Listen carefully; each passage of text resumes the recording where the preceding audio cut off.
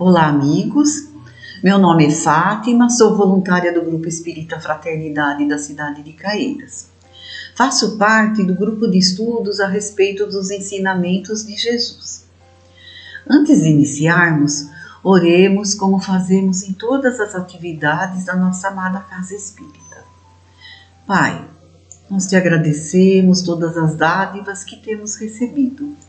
Pedimos a proteção dos benfeitores para essa atividade. Rogamos que abençoe todos aqueles que prestigiam nossos estudos. Que Jesus nos envolva nesse momento. Assim seja, com as graças de Deus. Então vamos ao estudo de hoje.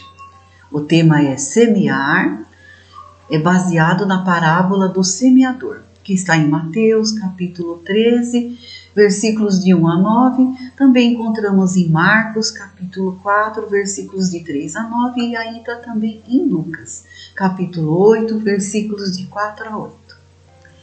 Então vamos lá. A cidade de Nazaré despertava salpicada de flores coloridas, fazendo jus ao significado do seu nome, que seria broto florido. Jesus, sentado numa barca, observava ao longe os campos de papoulas vermelhas, amarelas e lilazes que coloriam a planície de Genezaré. A seguir, o mestre observa a multidão que em pé o espera com enorme vontade de aprender. Conta então mais uma de suas parábolas, na qual compara a vida espiritual de cada criatura aos vários tipos de terreno, onde são espalhados profundos ensinamentos pelo divino semeador. Entretanto, cada pessoa recebe as verdades divinas segundo a sua boa ou má vontade. Poucos são os terrenos propícios ao cultivo dessas sementes, pois em todas as pessoas estão dispostas a dar a elas o devido valor e o acolhimento necessário. Assim, ao alcançarem o campo dos corações, encontram inúmeras dificuldades para penetrar. Conforme a maneira de nos comportarmos na vida, é que iremos saber onde a nossa alma está classificada, se produzimos frutos a 100, 60 ou 30 por 1. Ou se estamos descuidando da germinação do que foi semeado. O resultado da semeadura dependerá unicamente de cada um de nós. A parábola conta que o semeador saiu a semear. Enquanto semeava, uma parte das sementes caiu à beira do caminho e vindo as aves comeram-nas. Essas são as sementes recebidas pelos corações duros, terrenos improdutivos que as acolhem com total desinteresse, não desejando sequer que as sementes penetrem no terreno duro, calcado pelos que passam pelo caminho. Pela indiferença dessas criaturas, pode haver a interferência do mal, que arrebatam tudo o que foi semeado. Essas pessoas fecham seus olhos e ouvidos, não permitindo a frutificação do que é bom no seu íntimo endurecido. É o pessoal do lado de fora, alheio à palavra. Seus representantes comparecem eventualmente às atividades religiosas, movidos por variados problemas de ordem física e ou emocional. Procuram um hospital. Sua intenção é somente receber benefícios. Têm pouco ou quase nenhum interesse quanto às palestras e orientações. Tornam-se mortos-vivos, apegados somente aos desejos materiais, à sensualidade, a uma viciosa maneira de viver. Entretanto, as sementes não ficaram perdidas, pois um dia poderão germinar com a melhora de seus sentimentos e domínio dos seus maus instintos. Mesmo assim, as sementes não se perderam, as aves as comeram, ou outros seres as aproveitaram. Todos podem aproveitar, sejam poderosos ou simples. E o Cristo continua a semear, agora já em terreno pedregoso. As sementes nasceram, mas não frutificaram devido à pouca profundidade de suas raízes e ao solo rochoso. Pela fragilidade de seus conhecimentos, as raízes ficaram sem base, sendo queimadas pelo sol da ignorância. Pela falta de interesse em aprofundar-se nos ensinamentos, possuindo então uma crença superficial sem convicção. Nesse terreno estão os que recebem com prazer orientações valiosas, porém seu entusiasmo é momentâneo.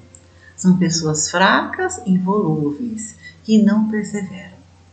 Logo que aparece algum problema que não é resolvido segundo os seus desejos, ou se são obrigados a qualquer sacrifício ou esforço, perdem sua fé. Voltam ao que eram. Preferem esperar que os outros façam alguma coisa por si, querendo assim receber pela lei do menor esforço. Esquecem-se que é preciso ter merecimento para receber. Não possuem força de vontade para vencer seu comodismo e assim continuam derrotados numa vida vazia, descolorida pelo seu desinteresse, porém a lembrança sempre fica. Então são os que ouvem a palavra e a recebem com alegria, assimilam algo, mas não estão dispostos a enfrentar os dissabores da adesão. Outras sementes caíram entre espinheiros, germinaram e cresceram, mas não frutificaram pela falta de luz e pela pressão dos espinheiros, que são as seduções e ambições mundanas. A fama, a vaidade, as riquezas e vantagens pessoais que sufocam os sentimentos nobres. A esse terceiro grupo pertencem as criaturas que sentem necessidade de se reformar, modificando seus maus hábitos. Tal desejo, porém, não vem do fundo de sua alma. É superficial, como superficial é sua crença e vazia sua fé. Sentem-se ainda demasiadamente apegados e seduzidos pelos prazeres do mundo que consideram mais importantes e que absorvem toda a sua atenção. Impedem, assim, a frutificação de valores e deixam que estes sejam totalmente sufocados pelo mau uso ou abuso do livre-arbítrio. O eu divino é então abafado pelo eu humano, não produzindo frutos, e o pior desses espinheiros é o egoísmo, que como ervas daninhas tudo torna infrutífero, não permitindo que as virtudes desabrochem.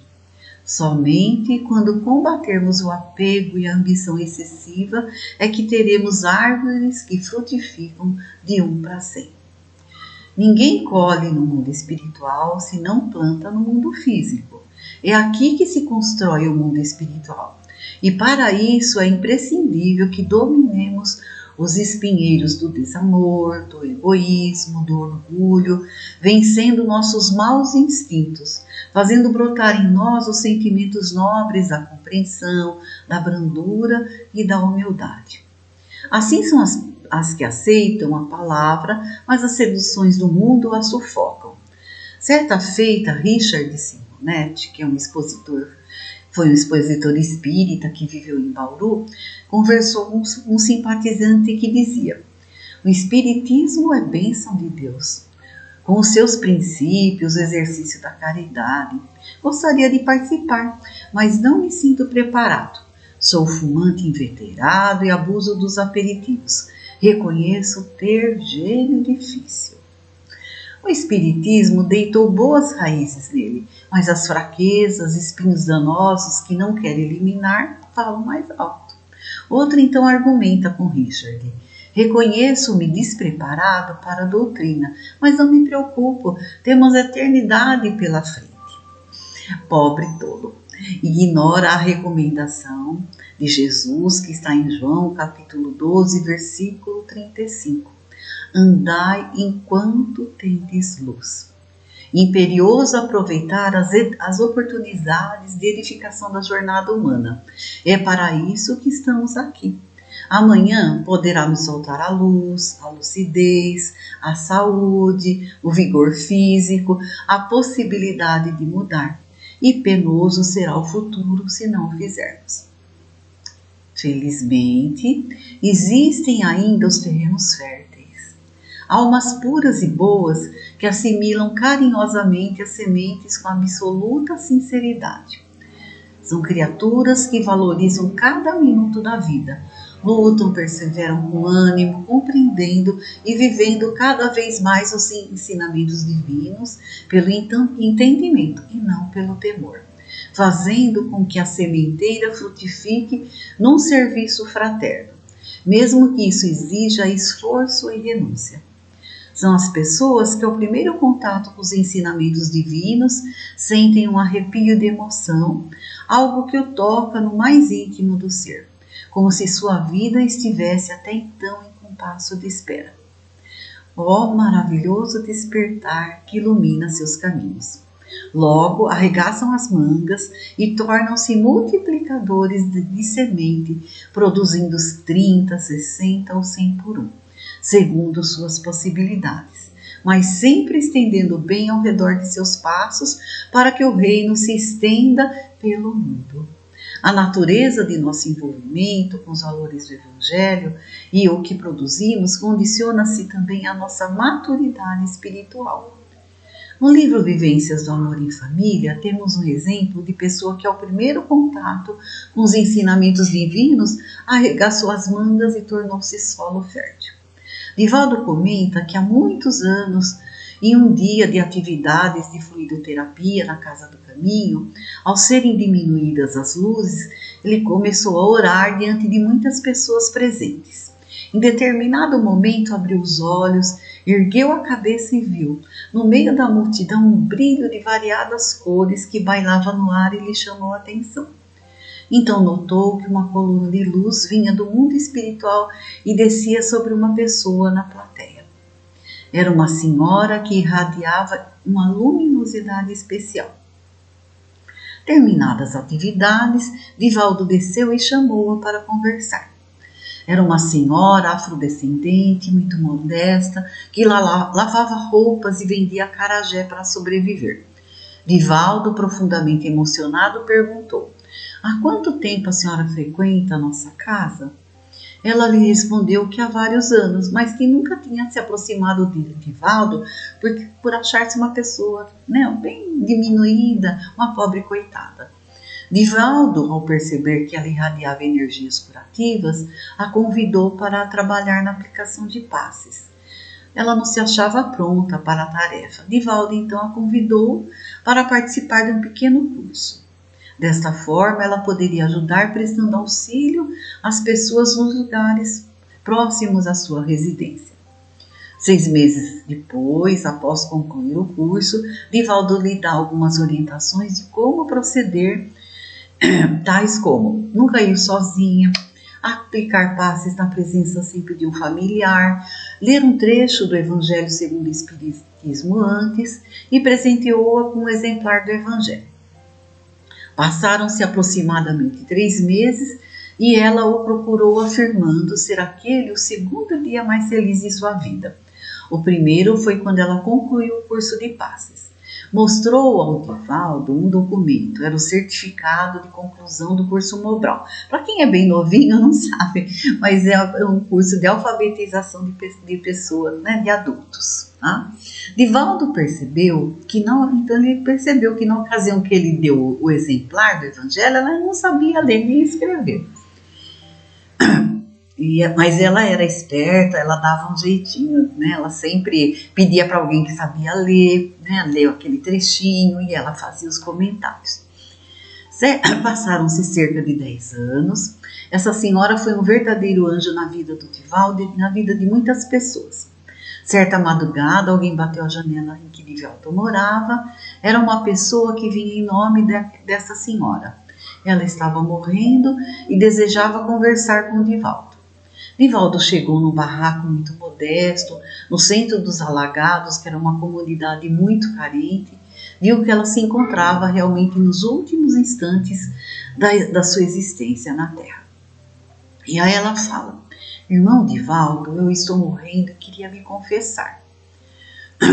Aí o Divaldo fala: mas senhora, sabe que no Espiritismo não existe confissão, basta que converse com Jesus. Ela fala: não, meu irmão, eu desejo falar de algumas coisas. Há tanta coisa que eu gostaria de dizer, mas não haverá tempo. Os irmãos espirituais já chegaram para me buscar. Ela fez um resumo de sua vida. Quando jovem, se apaixonara por um rapaz, engravidou, e o pai de seu filho sugeriu que ela abortasse.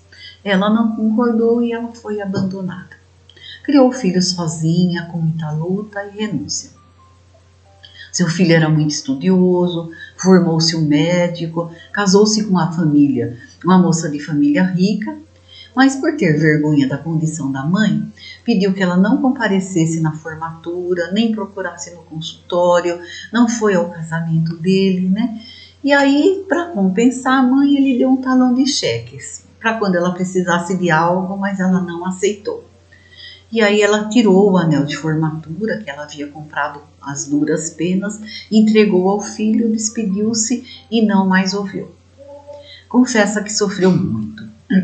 E se não fosse a fé que se implantou no seu coração, o teria matado e se matado a seguir. No entanto, o Espiritismo lhe havia ensinado que de todas as situações podemos tirar um aprendizado, servindo para a nossa evolução. Ela prosseguiu aprendendo e auxiliando os irmãos do caminho. Afirma que o filho iria procurá-lo e queria que Divaldo lhe transmitisse um recado. Ela jamais guardou mágoa e eu amava.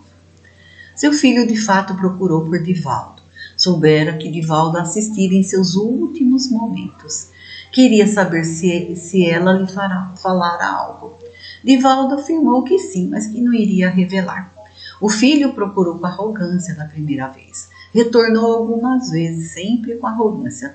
Só quando o procurou com mais humildade, Divaldo transmitiu-lhe o recado. Disse a ele que ele deveria ter orgulho da mãe que teve.